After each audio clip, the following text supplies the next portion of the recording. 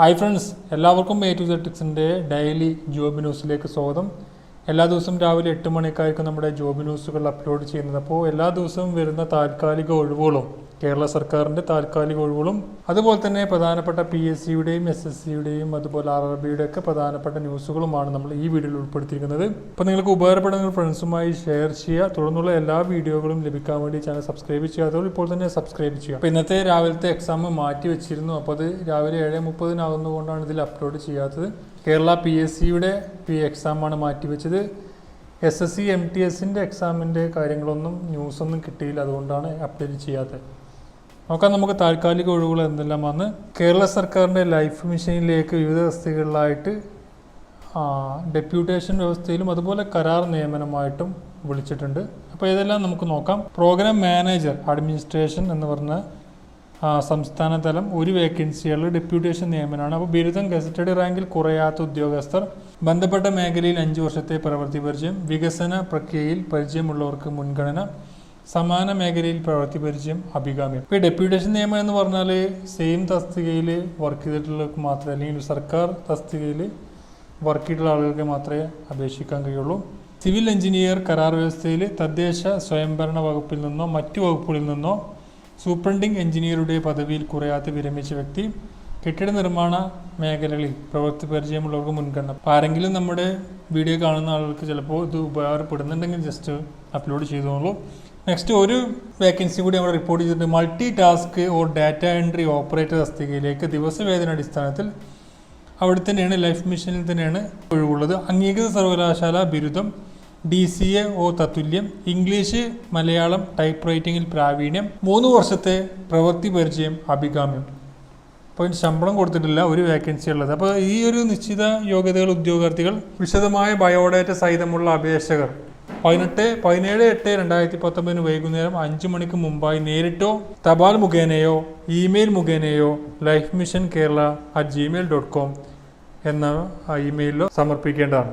അടുത്ത part time tutor എന്ന് പറഞ്ഞ തസ്തികയിലേക്ക് വിളിച്ചിട്ടുണ്ട്. ജില്ലയിലെ പട്ടികവർഗ സങ്കേതങ്ങളിൽ വനജ്യോതി രാത്രികാല പഠന ക്ലാസ് പദ്ധതിയുടെ ഭാഗമായി part time tutor cum facilitator തസ്തികയിലേക്ക് താൽക്കാലിക നിയമനത്തിന് അപേക്ഷിക്കാം.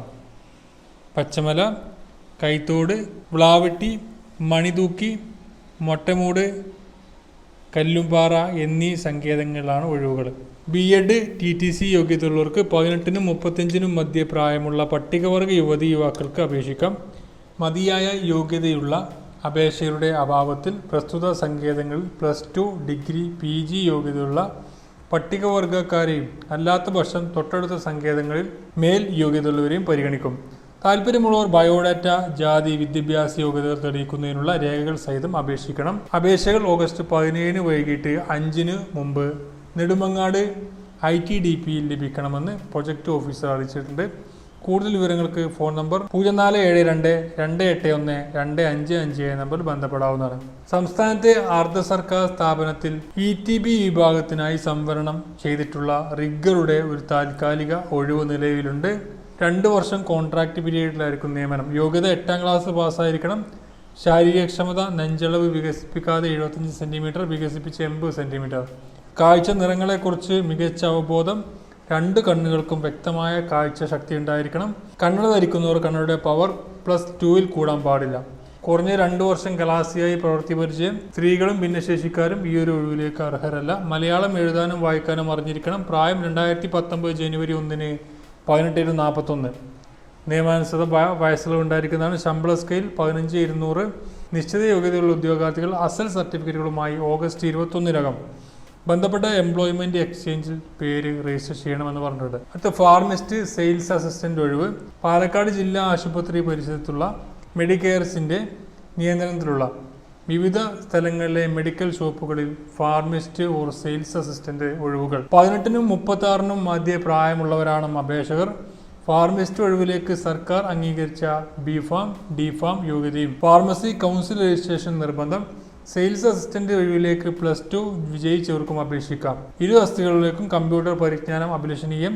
താല്പര്യമുള്ളവർ അസൽ സർട്ടിഫിക്കറ്റുകളും പകർപ്പുകളുമായി ഓഗസ്റ്റ് 20-ന് രാവിലെ മെഡിക്കെയിൽസ് ഓഫീസിൽ നടക്കുന്ന കൂടിക്കാഴ്ചയിൽ എത്തണമെന്ന് ജില്ലാ ആശുപത്രിയും മെമ്പർ സെക്രട്ടറി ആൻഡ് സൂപ്രണ്ട് അറിയിച്ചു. ജില്ലാ ആസ്ഥാനത്തു നിന്നും 20 കിലോമീറ്റർ ദൂരപരിധിയിൽ താമസിക്കുന്നവർക്കും ബന്ധപ്പെട്ട മേഖലയിൽ പ്രവൃത്തി പരിചയമുള്ളവർക്കും പട്ടികജാതി ഓർ പട്ടികവർഗ വിഭാഗക്കാർക്കും മുൻഗണന ലഭിക്കുന്നതാണ്.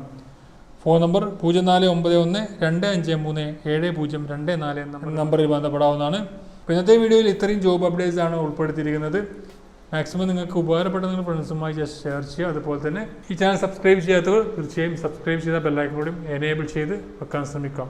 മറ്റു വീഡിയോ കൂടും കാണാം. Thank you for watching. Have A nice day.